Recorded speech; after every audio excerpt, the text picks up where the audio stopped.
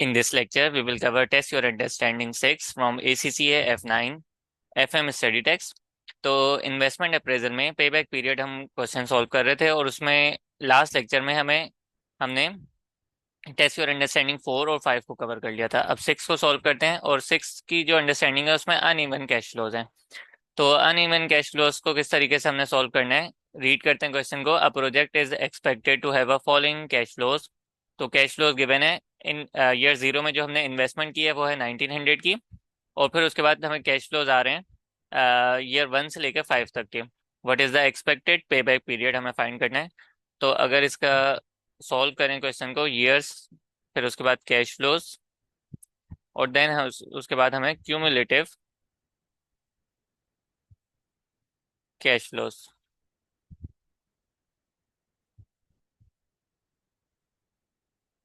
तो year 1 2 3 4 and 5 years हैं, और कैश फ्लोज जो है, इन्वेस्टमेंट जो हुई है वो है 1900 की, तो इसको नेगेटिव में लिख लेते हैं।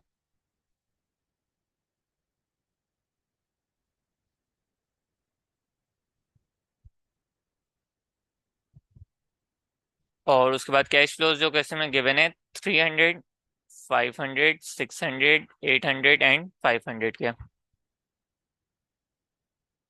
तो हमने इसको किस तरीके से सॉल्व करना है, 1900 की हमने इन्वेस्टमेंट की है, तो 1900 में 300 के हमें कैश फ्लोज आ गए ईयर 1 में। तो 300 इसमें से हमने जब माइनस किया तो 1600 की हमारी क्यूमुलेटिव कैश फ्लोज हो गए। सिमिलरली 1600 में से 500 के और कैश फ्लोज आ गए। देन इस तरीके से हमारे पास 600 के और कैश फ्लोज आ गए, और ईयर 4 में आके हमारा क्यूमुलेटिव कैश फ्लोज जो है वो पॉजिटिव हो गया। पॉजिटिव मीन्स कि इसमें 3 या 4 के दरमियान जो है वो हमारा पे बैक पीरियड आएगा। तो अब इनका डिफरेंस किस तरीके से हमने बैक पीरियड अगर फाइंड करें, और वो हमें पता है कि 3 और 4 के दरमियान ही आएगा, तो वो किस तरीके से आएगा, तो उसका हमने फॉर्मूला पढ़ा था, ईयर बिफोर फुल रिकवरी। तो ईयर बिफोर फुल रिकवरी कितना है यहाँ पे, 3 years. Uncovered cost at start of year वो कितनी है यहाँ पे, 500। And cash flows during the year तो वो कितने हैं, 800। तो इसको यहाँ पे सॉल्व कर लेते हैं।